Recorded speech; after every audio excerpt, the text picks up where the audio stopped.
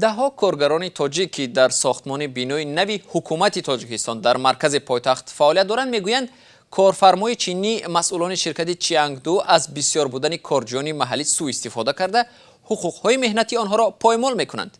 بینای نوی حکومت تاجیکستان را که در جای بینای پیشینی حکومت و دستگاه اجرایی پرزیدنت بنیاد خواهد شد و مردم از آن هنوز هم سکه نام میبرند، شرکت چینی چیانگدو میسازد.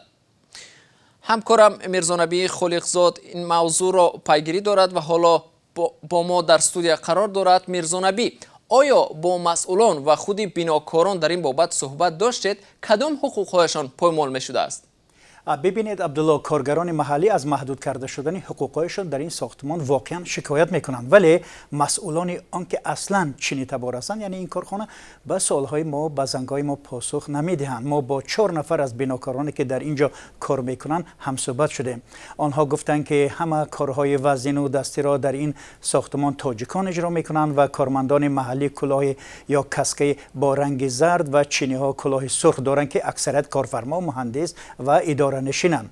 یکی از این بیناکاران گفت که روزی کاری ما قریب 9 ساعت دوام میکند. از ساعت 7:30 کار شروع می شود تا به 6 بیگاه. برای یک روز کاری 70 سومانی معاش میدهند. حتی در یک ماه همگی 4 روز تعطیل میدن که این هم معاشش پرداخته نمی شود.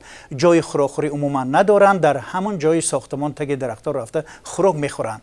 بنابر قانون مهنتی تاجیکستان کارمند حق دارد در یک ماه نه کمتر از 8 روز استراحتی داشته باشد.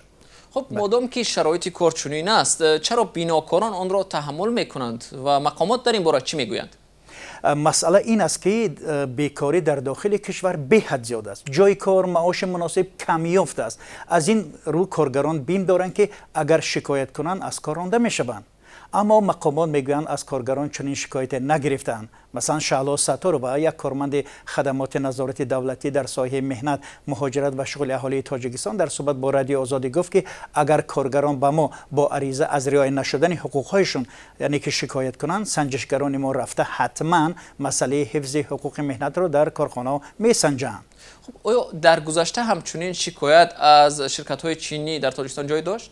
بله، چند پیش کارمندان کان طلای پاکرود در وحدت شکایت کرده بودند که کارفرمای چینی خودسرانه رژه سخت کرانتین جاری کرده، نمیگذارد کارمندان اقلا 3 ماه از کارگاه بیرون شوند. همین بود یعنی شکایت آنها. تشکر برای صحبت فراگیر.